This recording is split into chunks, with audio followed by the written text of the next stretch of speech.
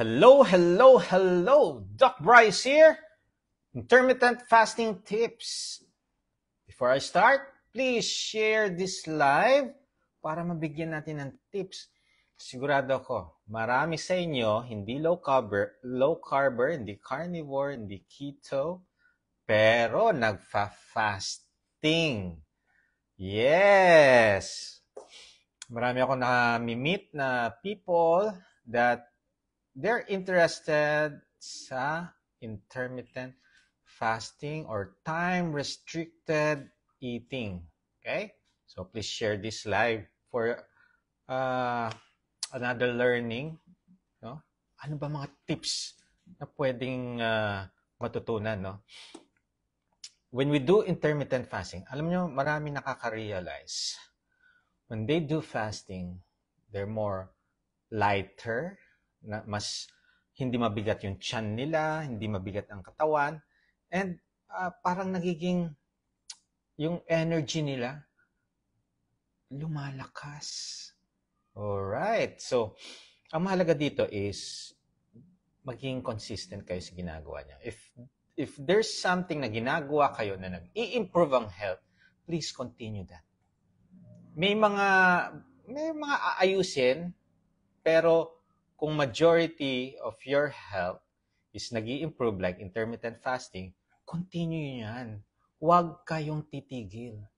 Okay? So number 1, to those nag-i-intermittent fasting, alam ko, nagsimula kayo sa 12 hours fasting. Start muna tayo sa 12 hours fasting. Huwag muna nating sasagarin na 24 hours. 12 hours, 7 p.m. ang last meal. 7 a.m. pwede po kayong tumawag. Okay? So, yun ang mahalaga. Yan. So, then daily, pwede nyong i-improve yan. Isang tip ko dyan, dati nung nag-start ako ng low carb, fasting ko is 12 hours. Active naman ako. Okay? If you are active, pwede kayo sa-start muna sa 12 hours. Then, ang ginawa ko is, pagkagising ko ng umaga, nagkakape ako. No creamer, no sugar. Kung gusto nyo tea, pwede rin. Kung gusto nyo kakao, pwede rin. Kung gusto nyo electrolytes lang, pwede rin yun. Okay? Minsan, nakakaramdam tayo ng gutom pagkagising or sa morning. Pero when we drink black coffee, no creamer, no sugar, or tea, or cacao, or electrolytes, nawawala ang hunger. Okay? Hindi ka nagugutom. Nawawala. So, pwede mo siyang i-extend from 7 a.m., Pwede mo na i-extend ng 2 hours. Okay? Pero kung 7 a.m., minom ka na ng kape, minom ka na ng tsaa, gutom pa rin ang feeling mo, eat. Okay? Listen, Kailangan pakinggan natin ang ating gutom. Kasi, bakit? Pag tiniis nyo ang fasting, ang mangyayari dyan, nagla-blackout, namumuti ang paningin, nawawalan ng malay. Okay? Marami po nangyayari ganyan. I've done that, strenuous activity, biking, 3 hours yata yon. Then, ang aking fluids nun, plain water. Ako, sa sobrang kamamadali, tinamad ako magtimpla ng electrolytes ko. So, water. Pagdating ko ng bahay, after that training, nag-blackout ako. Pero seconds lang naka-recover. Pero the whole day, plakda ako sa bed. Canceled yung clinic ko. Puro electrolytes lang iniinom ko nun. Naka-recover naman ako ng hapon na. Okay? So, don't do that. Huwag nating titiisin yung fasting kung ang pakiramdam natin gutom na. Okay? Number 2. Ayan. Hydrate well. Need nyo ng electrolytes. Need nyo rin ng water. So, kailangan po natin na hindi lahat electrolytes, hindi lahat plain water. Okay? When we do etong fasting, So, hindi tayo nakakakain ng ilang oras. Much better kung may electrolytes tayo. Okay? Mas napoprolong yung fasting, yung iba, no? Or yung support sa ating katawan, maganda. Kaya nga iba yung mga nawawalan ng malay na nagpa-fasting. Pagka dinadala sa ER, di ba, swero lang. Pagdating ng ER, sunero, para siyang, no, lumalakas agad. So, uuwi din after ilang oras sa ER. Okay? So, pwede ka kasing ma-dehydrate din when you do fasting. Kaya mahirap pagka dry fasting.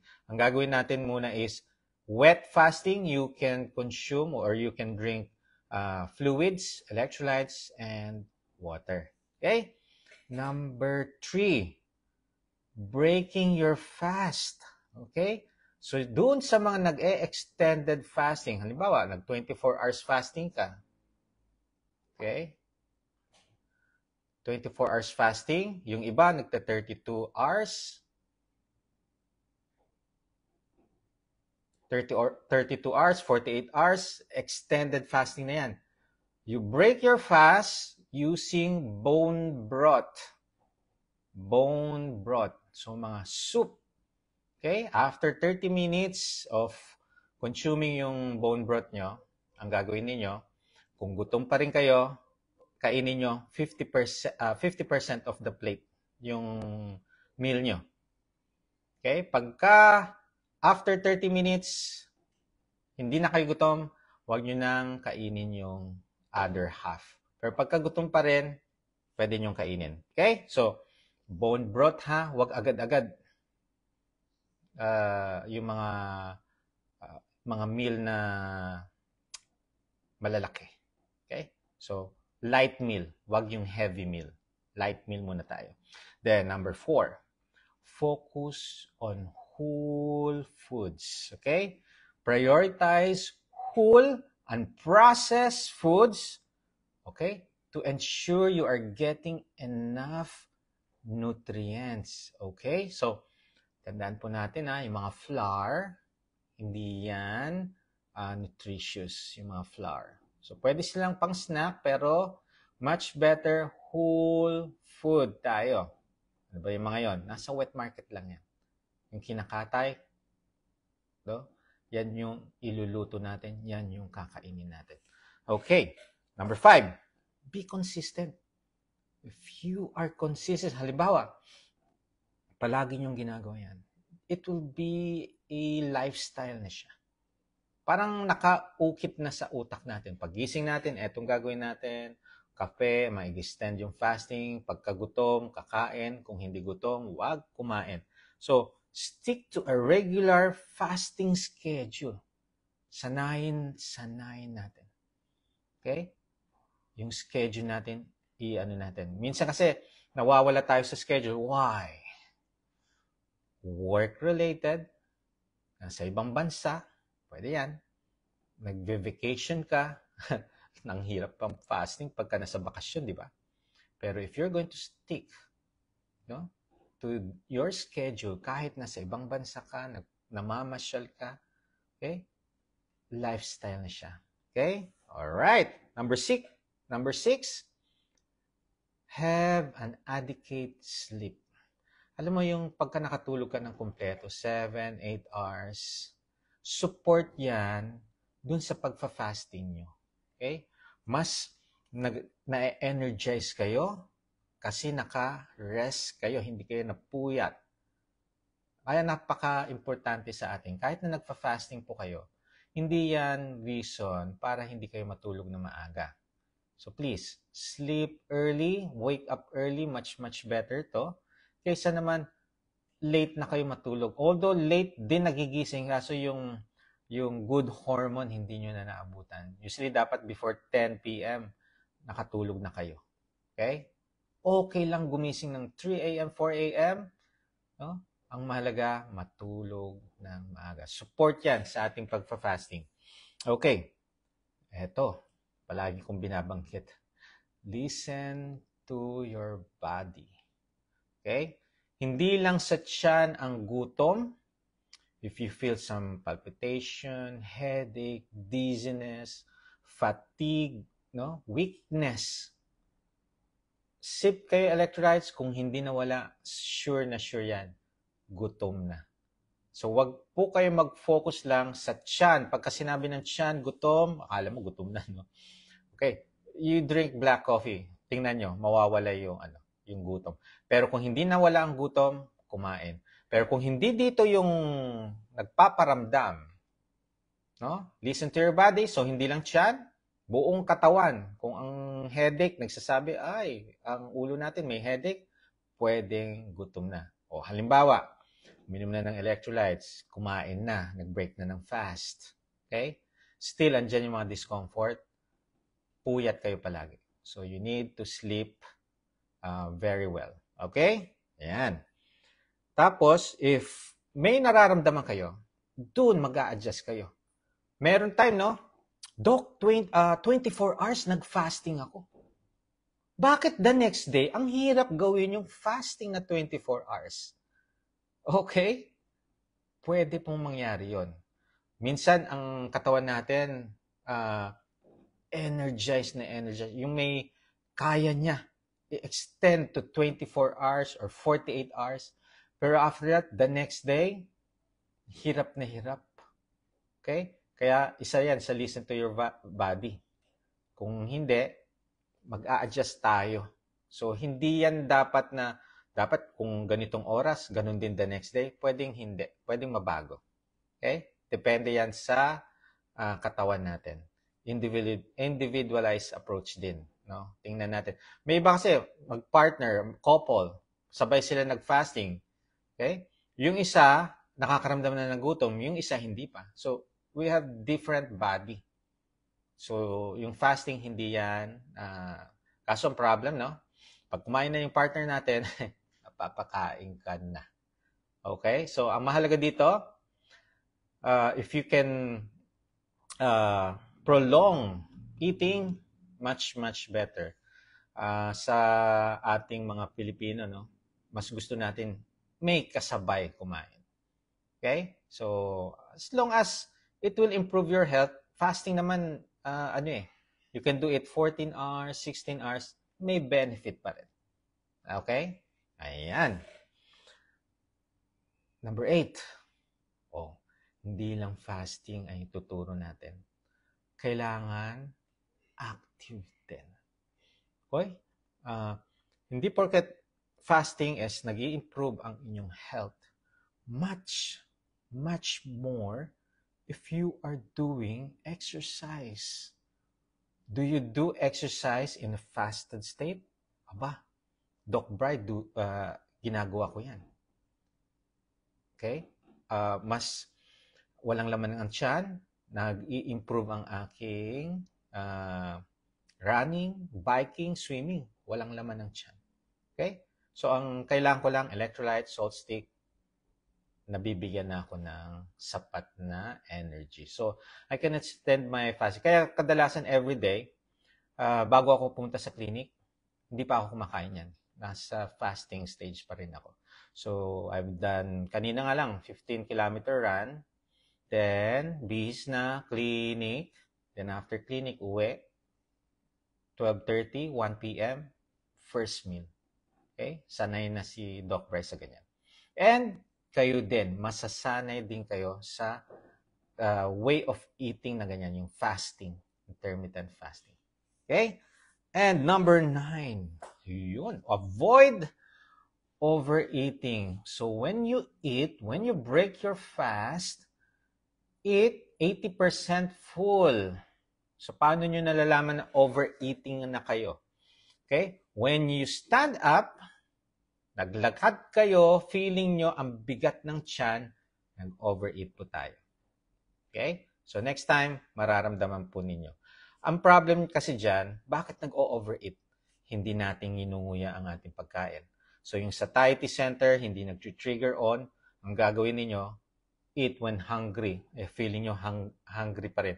So dagdag kayo ng dagdag ng portion. So until such time na, pagtayo nyo, ay, ba't ang bigat? Hindi komportable. No? nag-overeat. So when you eat, 80% full. Pag tayo nyo, dapat feeling, uy, ang gaan pa rin. Walang discomfort. Okay? I have patients, ganyan, no? Kakapatid, obese sila noon, pumayat na pero overweight pa rin. Pero ang laki na daw ng binaba ng timbang. Ang complaint nila, Doc, kaya kami nagpa-consult is, how come after eating, parang ang bigat ng dibdib daw nila? Ito magkakapatid, same symptoms. Okay? Sabi ko, tinanong ko, how do you eat your food? Mabilis, nagmamadali. Okay? When you eat your food, huwag kayong magmamadali. Savor your meal. Talagang i-enjoy. Nguyaing mabuti 20 times or more before swallowing. And dyan, mawawala yung discomfort. True enough, after a week, nag-message sa messenger, Doc, thank you so much. Grabe, na-address yung discomfort namin and itutuloy po namin itong ginagawa namin. Naglo-low carb, nagfa-fasting. Okay? So, eto yung mga tips that you will enjoy sa pagfa-fasting. Kung hindi man kayo naglo-low carb, hindi man nagka-carnivore, pero if you're doing fasting, go. Mas iba-ibang katawan natin. May iba, Dok, umokay lahat ng laboratory ko. Fasting lang. That is so good. Pero pagka may mga diabetes, may mga kung hindi nag-improve sa fasting, ibig sabihin, meron pa tayong aayusin. Kaya nga yan yung tinatawag nating individualized approach. Pwede nag-fasting kayo, gaganda yung laboratory ninyo, gaganda ang timbang ninyo, maglulus kayo, gaganda ang pakiramdam. But others, pwede, yes, pero others, pwedeng hindi. Dok, hindi bumababa sugar ko. Dok, paano to? Yung CREA ko tumataas. Okay? Individualized approach, kailangan meron pa tayong babaguhin. Hindi lang fasting ang gagawin natin, meron tayong i-correct. May iba dyan, nagpa-fasting. Dok, bakit ganun? Tumaas ang triglycerides ko. Dok, bakit eto ganito? No? Need consultation, address natin. Pwede nyo sabihin, Dok, puro ako real foods, lutong bahay, and yet bakit ganito ang mga result? Okay? Ang mahalaga dito, ano yung nararamdaman ninyo? And then, pwede kayo magpa-consult for further evaluation. I-investiga natin bakit ganun. Dapat nagno-normal niya. Okay? So, individualized approach, pwedeng okay na sa inyo ang intermittent fasting sa health nyo. Good, good, good. Pero pwede sa iba, hindi nako-correct yung iba. So, pwedeng fasting pero kailangan may idadagdag. Magbabawas like if you're diabetic, tanggalin na natin yung mga flour, mga starchy foods, processed, sugar food, sugar drink. Kahit natural sweetener, tinatanggal ni Doc Brian. If gusto ninyong umokay ang sugar. If you have fatty liver, syempre tatanggalin natin mga fruits. Okay? Kailangang i-hydrate natin ang sarili natin.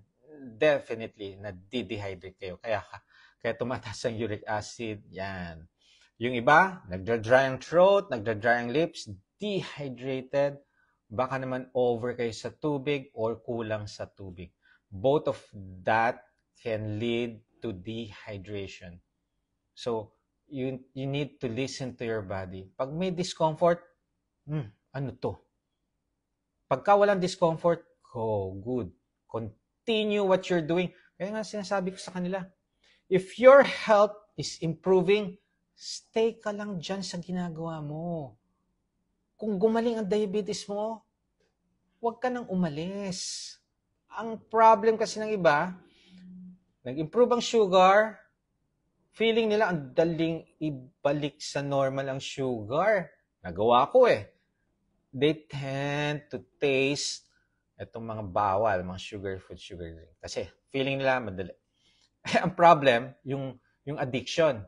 once na dinamihan mo yung kinakain mo ng mga matatamis, mga high carbs, no? Yung addiction bumabalik. Tapos sasabihin na, Dok, ang hirap bumalik sa pag-fasting, ang hirap bumalik sa low carb.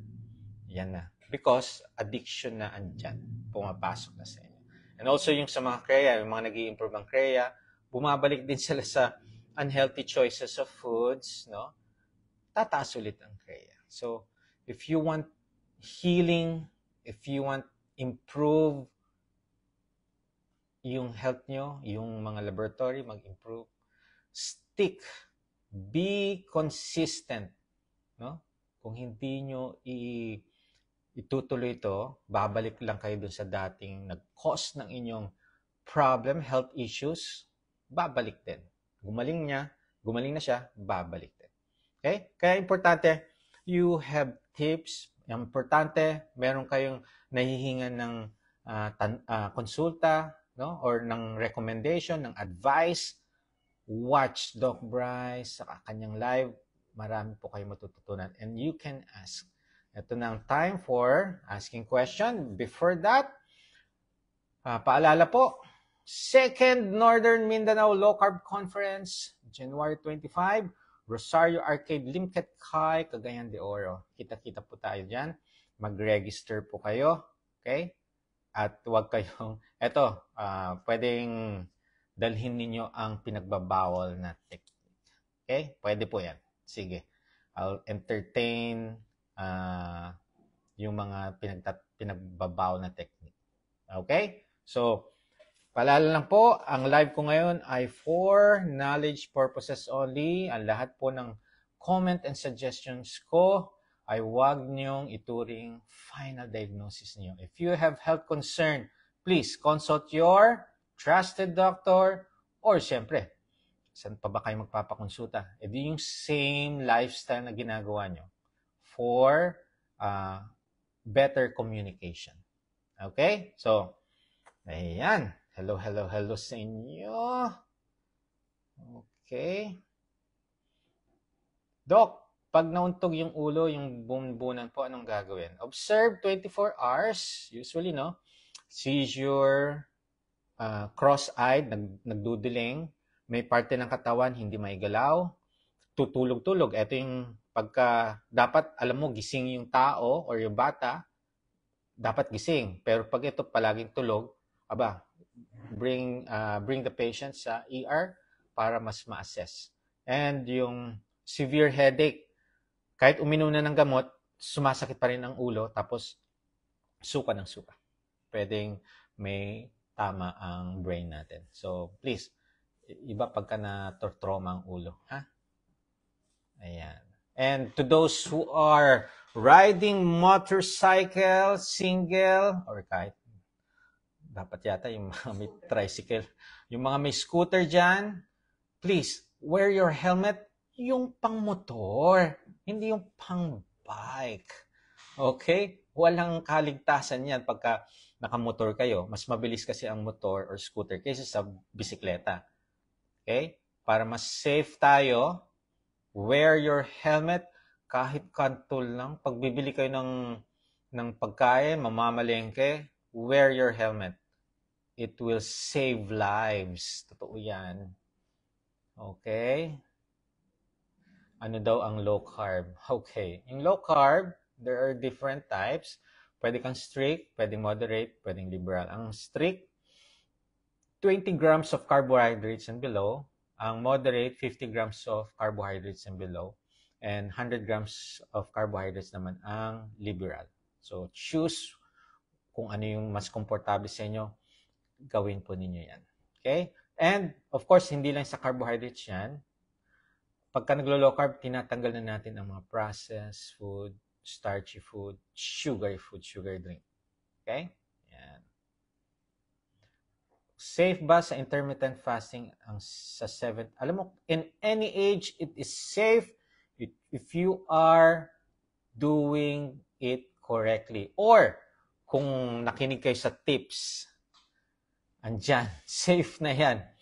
Pagka sinundan nyo yung mga tips, 1 to 9 na tips yan, ha? 1 to 9. Ano yung 1 to 9? Start muna sa 12 hours, hydrate well, break your fast using bone broth, focus on whole foods, be consistent, get adequate sleep, listen to your body. Pagka may discomfort, you need to listen. Huwag niyong titiisin. And then, stay active. Pwede po kayo mag-light exercises. Start muna doon. And then, avoid overeating. Pagka nagawa po ninyo itong mga tips na yan, safe na safe po ang intermittent fast. Actually, makikitaan nyo ng pagbabago, changes sa inyong body composition when you do intermittent fasting. And also yung gaan ng pakiramdam. Okay? Doc, nung nag-treadmill ako, bumalik po hika ko. Ano po ba ang tips para hindi hikain pag nag-treadmill? Oh, okay. Treadmill is an exercise. So, baka naman maalikabok dyan sa lugar ng treadmill. Linisin, tanggalin ang mga carpet. Okay? Tapos,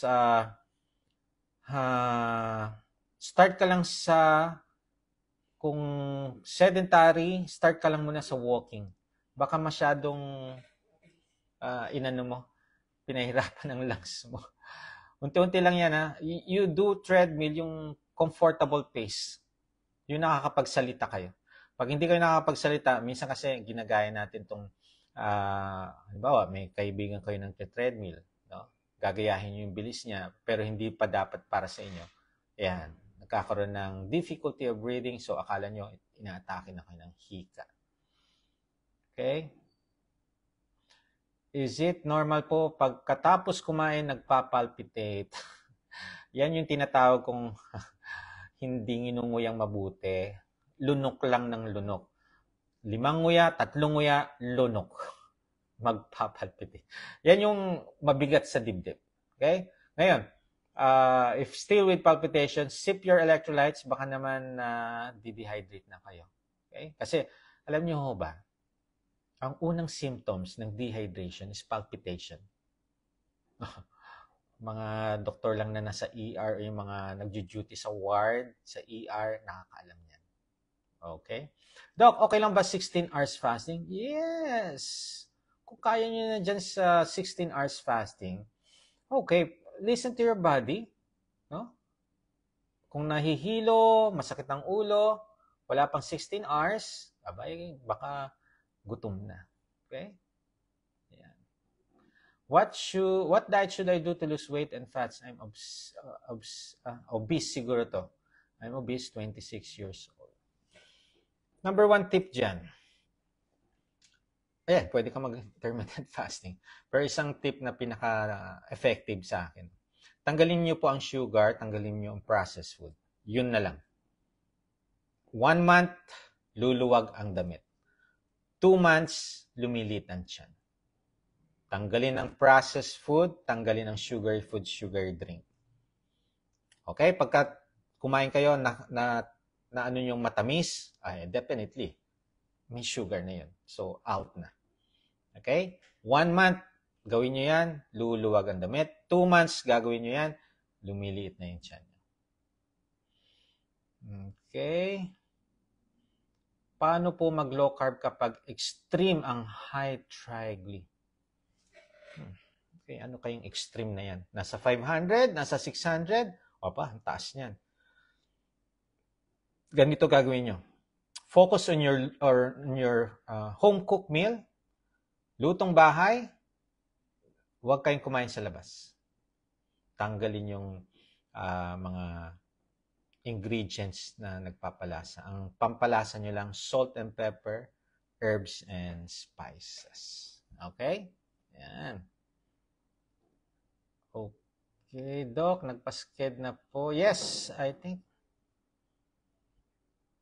Yes, pag-guide din po ako. Main problem ko po yung high creatine. Okay, sige po. High creatine. I'll see you soon po. Okay, pwede na po ba itigil ang gamot sa fatty liver at cholesterol, uric acid pag naglo-low carb? Okay. I need you to have consultation para may paliwanag ko. Ha? Ayan. Kasi marami kang mga concern. Need natin sagutin yan ng ano. Pero ako, no, I don't give lipid-lowering drugs. Yun lang. Tapos, yung sa mga supplements, binibigay ko ang supplements kung need lang. Kung hindi need, hindi ako nagbibigay. Pero once you revise or binago ang inyong way of eating, tanggalin nyo yung mga processed food, sugar drink, yung mga fast food, mag-focus lang kayo sa lutong bahay, isa-isa yan nakokorek. Yes, totoo yan. Okay. Anong gamot daw sa sciatica? Number 1, if you have sciatica, kung obese po kayo, lose weight. Kasi pwedeng yung bigat ng katawan ninyo nagkokos ng sciatica. Okay? Yung iba, may mga patient ako, may sciatica. Nung nag-lose sila ng weight, nawala po yung pain. Back pain yan. Okay, tapos, pwede rin pong may namamaga na nerve. So, bakit namamaga ang nerve? Inflammation. Stop eating inflammatory foods. Baka ma-address. Yung iba naman, ina-advise surgery, pwede kung yung nerve na ipit ng spine natin. Pwede yon, yes. Kasi pagka naipit, mahirap na. Kailangang i-release yun eh. Okay? Okay. Ano pa? Ayan. Oh. Drink water. Okay. Pwede ko ba na bang ihinto ang gamot ko? Ang BP ko? Kailangan monitoring for 1 month. Ino-observe natin yung BP ninyo. Then, depende din sa maintenance. Halimbawa, kung 4 na maintenance yan sa hypertension, kailangan po consultation muna. Kasi i-adjust yan. Okay? Doktor lang po ang mag-a-adjust ng mga gamot. Tandaan po ninyo. Hindi po kayo. Doktor, tanong ko lang po, masama ba ang pag-inom ng kape sa umaga nang walang laman ng tiyan? Hindi, kasi ginagawa ko rin. When you do low carb, wala na mga inflammatory foods, you can drink safely yung black coffee, no creamer, no sugar.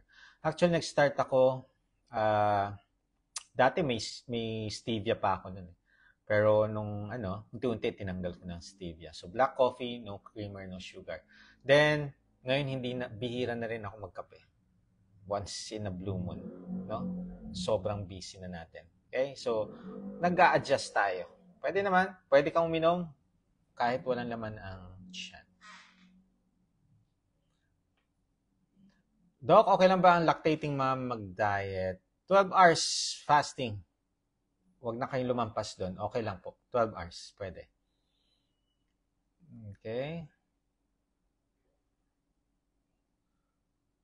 Ano ibig sabihin ng low carb diet? Ayan, nasagot ko na yan. Okay. Sa 2 times a day ako mag-poops, normal lang po. Yes. Twice a day, normal lang po yan. Pagka more than 5 times a day, yan, hindi yan normal. Okay? So, consult na agad sa Pagka nagdudumi kayo ng 5 times a day, fecalysis, pa-examine natin yung dumi ninyo, baka may infection. Alam nyo, may mga parasite na nagkokos na diarrhea. Amoebiasis, yan. Isa yan. Kadalasan na-admit ang mga pasyenteng may amoebiasis. Bakit? Ang bilis ma-dehydrate. Kaya please, hand washing before and after eating. Okay? Kung may isusubo kayo, hugas muna. Pagkatapos magsubo, hugas pa rin. Cleanliness is next to godliness. Okay? Hugas. Yan. Okay, nakaka-break ba ng fast ang pag-inom ng vitamins? Pagka may mga ingredients po na sugar, yes, no? So, ang vitamins, after yung first meal nyo, kung ang first meal nyo, 10 a.m., 11 a.m., doon kayo minom ng vitamins. Okay? Ayan. Need po ba may lab result before consultation? Yes po. Okay? Lalo na kung magsisimula pa lang kayo ng low carb or magsisimula pa lang kayo ng lifestyle modification, much better. Meron tayong baseline lab result para alam natin na, maganda ang mga laboratory ko. So, after 3 months of lifestyle modification, kung may problem doon, alam natin anong i-address natin. Okay? Ayan. Ayan. Mababa po, Kreya, nanginginig ng lalamig. Okay. Okay, mag-worry. Pagka mababa po ang creatinine, pwede po ang ibig sabihin niya muscle wasting. So, you need to do lifting exercises na. Kung nanginginig po kayo, baka diabetic, or baka dehydrated, or baka gutom, nanginginig, or baka naman may infection, may lagnat. Kadalasan may lagnat yan, nanginginig. O, nanlalamig, baka naman nasa Alaska po kayo, ha?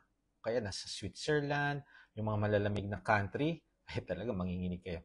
So, mag-suit po kayo ng mga gloves, mga heat tech na damit. Okay? I-address natin. Sip, electrolytes, baka naman dehydrated. Kumain na po kayo, baka gutom na kayo. Ang baba na ng sugar ninyo. Okay, take note. Doon sa mga nagha-hypoglycemia, ha? You can elevate your sugar by eating yung safe food. Ang nasanay tayo, no, pagka-hypoglycemia, chocolate agad, soft drinks agad, juice agad. Yes, it will increase your sugar, pero sobrang taas.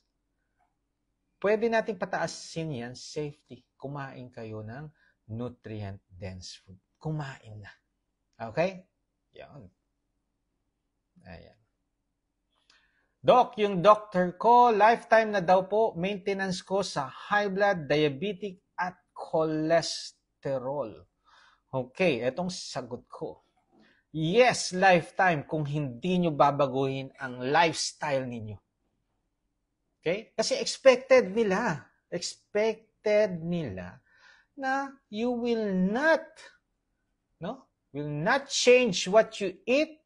You will not change what you are doing. Kaya yan, forever na yan. But when you change your lifestyle, binago nyo yung kinakain ninyo, healthy foods, not sugary, not processed, ha? Aba, kung ang sugar nyo palaging 80 milligrams per deciliter, umiinom kayo ng 4 na gamot for diabetes, sa tingin ninyo, hindi matatakot ang doktor nyo na mabawasan ang gamot nyo? Babawasan niya ang gamot nyo. Mas nakakatakot yan. 80 malamang yung 80 naman ba yung sugar? Umiinom pa rin kayo ng pagka ganyan, ay mako-confine kayo. Kaya, ang sasabihin, kumain ka ng sugar. Kumain ka ng processed food. Kumain ka na magpapataas ng sugar mo. Huwag mo tatanggalin yung medication. That is wrong sa akin. Wrong po sa akin kasi wala nang benepisyo itong gamot na to if your sugar is normal.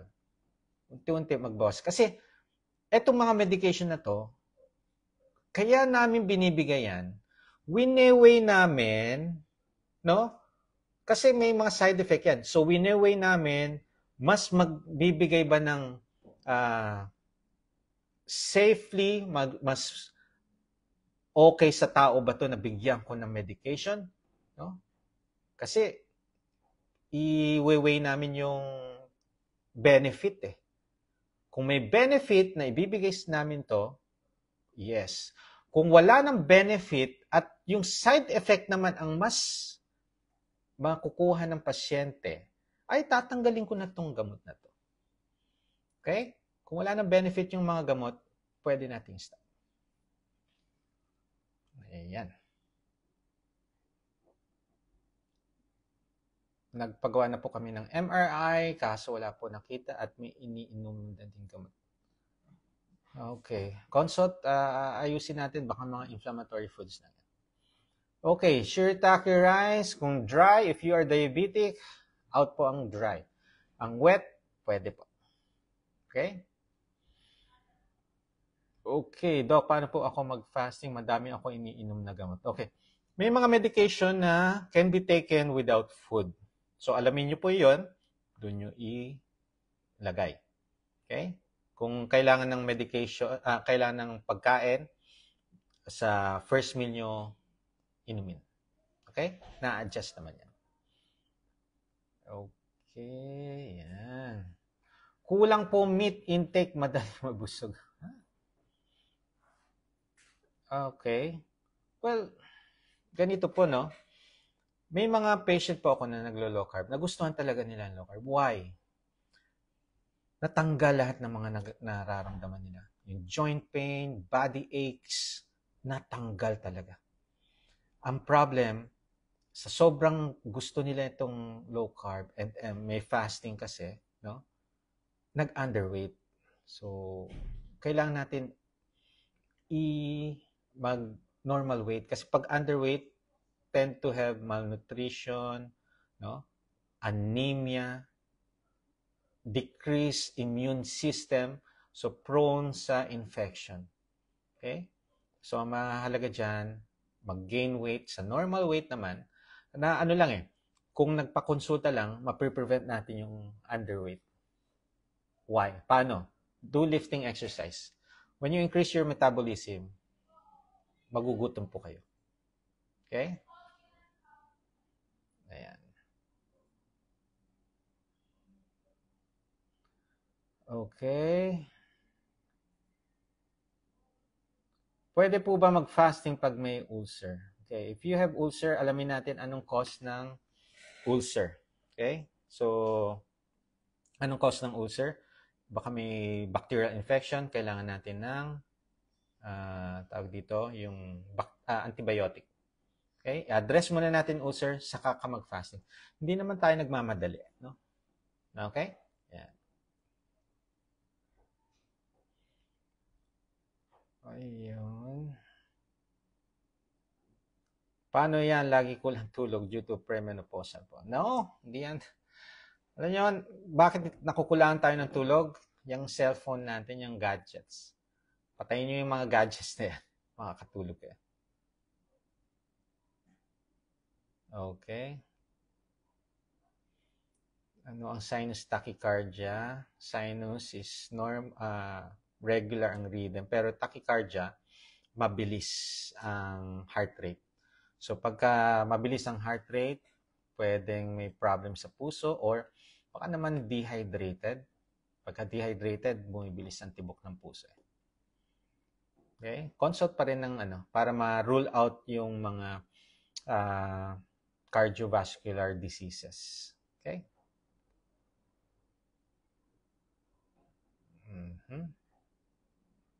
Ayan. Doc, bakit po tumutunog tiyan ko kahit di ako gutom? Else po ako for 4 months. Okay lang na tumunog ang tiyan nyo, ha? Yan yung natural sounds, yung tinatawag na borborygmi. Ang mahalaga, walang pain. Kung may kumukulo, may tumutunog, minsan ganyan din ako Pero hindi naman ako nagugutom.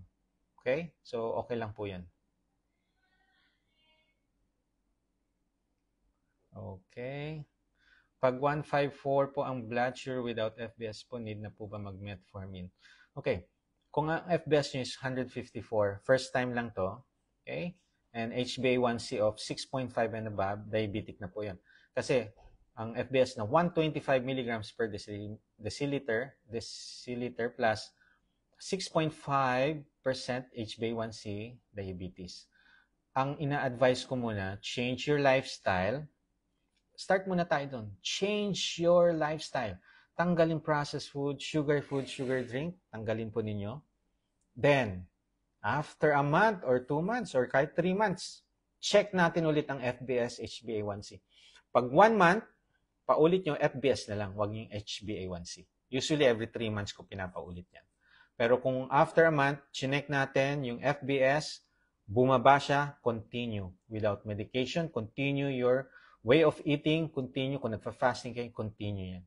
Hanggang sa mag-normal yan. Okay? Kung hindi nyo babaguhin yung kinakain niyo, palagi pa rin kayo processed food, sugar drinks. Hindi yan bababa, baka lalo pang tumas. Yan, need natin maggamot. Yan yung benefit ng gamot. Pabababain niya. Kaso, ito yung pangit dito eh. May inom na kayo ng gamot, hindi nyo pa rin binago ang lifestyle ninyo, still eating processed sugar food, sugar drink, pansinin nyo, next, after 3 months, hindi pa rin bababa yan, magdadagdag na ng medication. Yan yung iiwasan natin. If you want to walang meds, change what you eat. Okay? Ano po magandang food lifestyle sa mga beginners po? 36 years old, wala pa po maintenance. Oh, very good. Alam niyo, ang pinakamaganda, tanggalin nyo lang yung mga processed food, tsaka mga sugar. Okay? Or, if you want to take mga sugar, sa, natural sweetener, pwede. Okay? Very good, 36. Usually, yung mga health issues, pagdating ng 40, ayan na, nagsusulputan na, sumisilip-silip na. Pero take note ha, pabata ng pabata ang mga may sakit. Pabata ng pabata ang mga nagda-dialysis, pabata ng pabata ang mga diabetic. Okay? Hypertensive, pabata ng pabata. Okay. Ayan.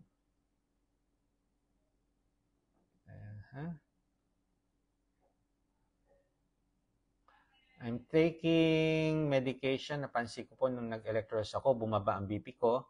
Nakakababa po ang electrolytes ng BP. Okay.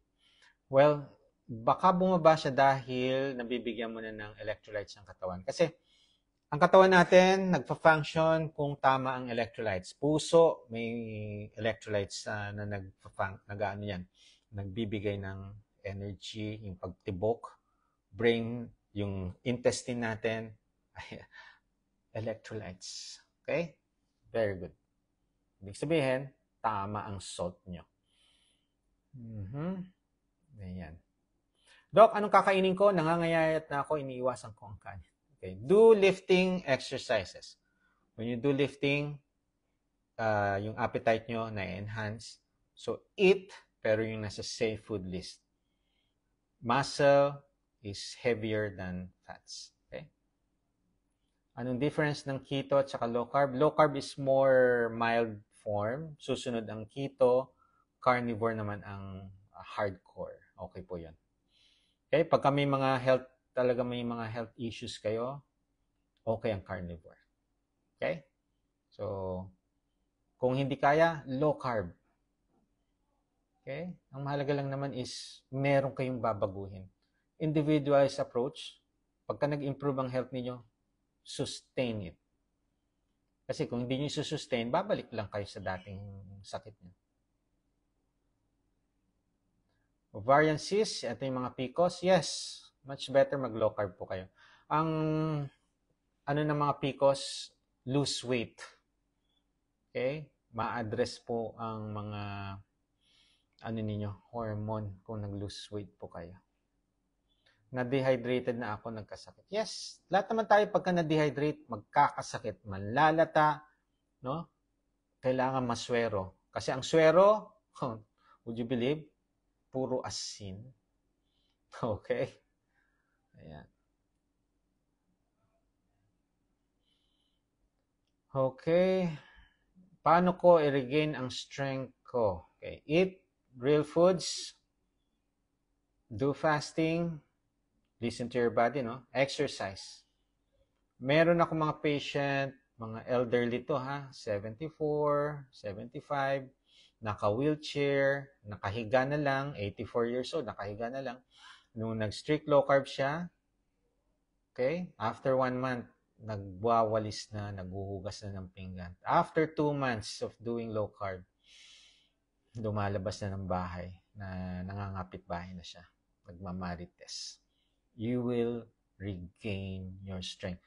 If you are going to do the low carb properly, if you are going to do intermittent fasting properly, you will improve and regain your strength. Okay.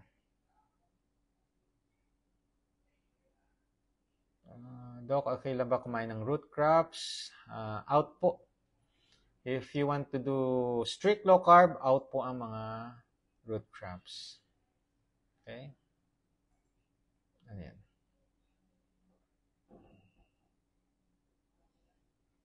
Okay, thanks sa mga live advices, Doc. Mataas sugar ko. First time malaman, pero nakinig ako sa inyo. Ayan, eto na. Thanks, Doc. Dito sa mga live at advices nyo, mataas ang sugar ko for the first time. Nung nalaman ko ito, nakinig ako sa inyo at sumunod. Bumaba na siya from 60, oh, yung taas nun, 16 millimole per liter yan. Down to 6.3. Doc, konti pa. Hindi, That inspires. yan yung natutuwa ako, no? Hindi natin ini-impose itong mga advices ko. Hindi ko ini-impose. Binibigay ko lang to inspire you na may gumawa nito, nag-improve. Eto na. Nakaka-inspire yan. Imagine mo, 16, ang taas noon. Ngayon, 6.3. Very good. Follow up the doctor. Okay? So, follow up kayo. Matutuwa ang inyong endocrinologist dahil meron kayong ginagawa. Hindi po kayo wag nating hayaan na medication lang ang magpapababa ng sugar natin. Wag nating iisipin, may gamot naman, so I can eat this food, I can eat that food. No? Kaso sugar, processed. No? So, eventually, magbabawas yan. Hopefully. Okay? So, kung gumaganda ang health ninyo, stick to what you are doing. Ang daming mga doktor sasabihin, kung ano man ang ginagawa mo, gawin mo lang. 'Di ba? Nakaka-inspire yan. Yan yung mga gusto kong marinig sa inyo. Hindi puro reklamo. Alam niyo, wala nangyayari pagka reklamo, di ba? Kailangan gagawa ka. Yan yung sinasabi ko. Set a goal. Alam niyo ang problem. Set a goal. Push. Gawin ninyo. Okay? Kung hinahililito, seek advice. Seek someone na magbibigay sa inyo ng, alam niyo, yung pwedeng ayusin pa. Baka may mali lang na nagagawa. Okay? Panay sakit ang ulo, tapos yung right part ng batok parang matigas o masakit. Ano po kaya ito? Tingnan niyo po yung sugar niyo, tingnan niyo yung BP. Kung okay naman, baka naman dehydrated, sip your electrolytes, baka naman gutom, kumain na kayo. Okay? Or, baka naman palagi kayong puyat ng puyat, tigilan niyo na po yan.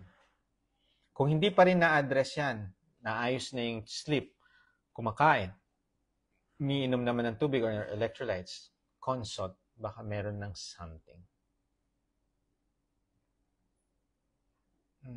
Okay. Bakit may sumisipa sa loob ng tiyan pero no fetal tone? Kailangan po ma-observe, ma-admit po kayo para yung continuous monitoring kung walang fetal tone. Bakit may sumisipa? Hindi dapat sumisipa kung walang fetal tone. Pagka sinabing fetal tone, heart rate yan. Fetal heart rate yan. Okay? Okay lang po ba mag-jogging or walking 3 hours morning kahit walang breakfast but drink water with salt? Wow, ang haba. 3 oras walk or jog. Usually, 30 minutes maximum kung nag-start. Pero kung matagal na kayo nagwo-walking, yes, 3 hours, okay lang. Kumpletuhin mo yung electrolytes, wag lang salt. Kasi potassium kailangan mo rin, magnesium kailangan mo rin. Okay? Wag lang yung sodium. Okay? Bawal ba ang kamote sa diabetes? If you are diabetic, you want to control your sugar, out po ang mga root crops. So, kamote is one of the root crops. Okay? Ano po pwedeng kainin ng may blocked arteries? May mga patient po ako, no? Blocked arteries nila. Real foods. Out po ang process. Tumigil po kayong kumain sa labas. Lutong bahay. Tanggalin niyo po yung mga pinangpapalasan ninyo. Salt and pepper lang. Okay? Matulog na maaga. If you can do fasting, much better. Okay? Wala pong consultation. Sa CDO, dalhin nyo lang po yung pinagbabawal na technique. Okay? Kung makakatakas kayo, lumapit lang kayo sa akin. Okay? Yes, pwede po yung homemade electrolytes while doing fasting. Hindi po mabibreak ang inyong fasting. Okay? Yan. Dan sharing po, umigi po pakiramdam ko sa erythritol pinch sa ilalim ng ang erythritol pinch. Sugar yan ah. Ibig sabihin dehydrated kayo. Okay lang po ba ang monk fruit or stevia sa sweeteners for pre-diabetes? If you are pre-diabetes, diabetic, out muna po ang mga natural sweetener. Sa akin ha, yun ang advice ko. Mas mag-improve po lalo yan. Okay. Lupus nephritis. First lahat, no, kahit na anong mga health issues nyo, mga lifestyle diseases, unang-unang tatanggalin nyo sa diet, processed sugar. Tanggalin nyo na, please. Processed food, sugar. Yun lang. Kadalasan ang processed food nasa labas, pagkain sa labas. Okay? Anong dapat normal weight for girl na turning 18 years old? Depende po sa height. Okay? Anong mga food and drinks na bawal sa mga nakakaranas ng panic attack? Okay. If you are having panic attack, mahirap kumain na. Okay? Ganito 'yon. Tanggalin niyo lahat ng mga sugar, processed food. Pagka meron kayong panic attack, may anxiety, may depression, ang kailangan nyo, someone to talk to. Kailangan nyo may kausap. Pag kami nakakausap na kasi mga yan, nawawala na yung panic attack or nami-minimize, nalilesen. Okay? Yung iba, minomonitor namin. Yan. Okay. Doc, pwede po ba mag-low carb kung may enlarged liver, gallstone, kidney stone? Yes. Pwede po. Need consultation, ma-address natin kung gaano kalaki ang mga stone na yan, tapos gaano kalaki yung hepatomegaly, yung enlarged liver nyo. Kailangan malaman kung gaano kalaki. Doc, ayun. Doc, mother ko, pinainom ng Coke kasi bumaba sugar niya. Yes, definitely, tataas ang sugar. Kaso sobrang taas. Tingnan mo, 200 above, 300. Okay? Pwedeng tumaas ang sugar ninyo eating real foods. Kumain kayo ng itlog, ng gulay. Tataas din ang nyo. Kumain kayo ng manok. Tataas po ang sugar. Basta kumain, tataas ang sugar. Kaso kung pinainom sa inyo is sugar, shoot up talaga ang sugar nyo. Okay? Ayan. How to know po na kidney problem or bad posture lang po ang pagsakit ng likod? Blood exam, urinalysis, much better kung ultrasound. Pwede mo ma-differentiate yung kidney problem sa pagsakit ng likod. Okay? And ganito, consult physically sa doktor. Kasi gagawa ng physical examination, 90% yan, magdadiagnose na kayo kung kidney ang problem or ibang problem to. Okay? Glucose ko, 113 mg per deciliter. Binigyan ako metformin 500. Okay. If you're going to change your lifestyle, first time na 113, okay? Change your food. Tanggalin niyo po ang process, ang mga bread, no? Pansit, tanggalin niyo. Mga sugar food, sugar drink. Then after a month, paulit mo. Kung bumaba naman siya, no need for medication sa akin. Okay? Kung hindi niyo babaguhin ng way of eating ninyo, definitely, kailangan niyo mag-inom ng medication. Bakit? Pag uminom kayo ng medication, yan yung bumababa. Pag hinayaan kasi natin mataas ang sugar, it will lead to damage sa mga organs, damage sa mga nerve, konti-konting damage yan. Kaso pagka 5 years, hindi nyo kinontrol ang sugar nyo. 10 years, 1 decade, 2 decades, 20 years. Anong complication ng uncontrolled sugar? Stroke, heart attack, CKD or dialysis, amputation, blindness, no? Ang daming complication yan. Kaya ngayon pa lang, control nyo na ang sugar. Okay? So, intermittent fasting tips. Ulitin ko, start with 12 hours fasting. Start lang tayo doon. Hydrate well. Break your fast with a light meal, yung bone broth. Focus on whole foods para may nutrition kayo. Huwag tayo dun sa mga flour lang. Sa nutrition tayo. Whole foods. Be consistent. Pag naging consistent kayo, makikita niyo yung benefit ng intermittent fasting. Get adequate sleep. It will support yung fasting ninyo. Listen to your body. Mag-adjust. Kung gusto niyo mag 18 hours fasting, hindi kaya ng katawan, nakakaramdam na ng discomfort, adjust nyo yung fasting. Listen to your body. Stay active, another support sa ating pagpa-fasting. Mas lumalakas ang ating katawan. Okay? And avoid overeating. 80% full, please, wag tumambay sa kitchen, dining area. Kung gutom lang, kumain. Kung hindi, wag. Be the best version of yourself. Adapt and evolve. Bye!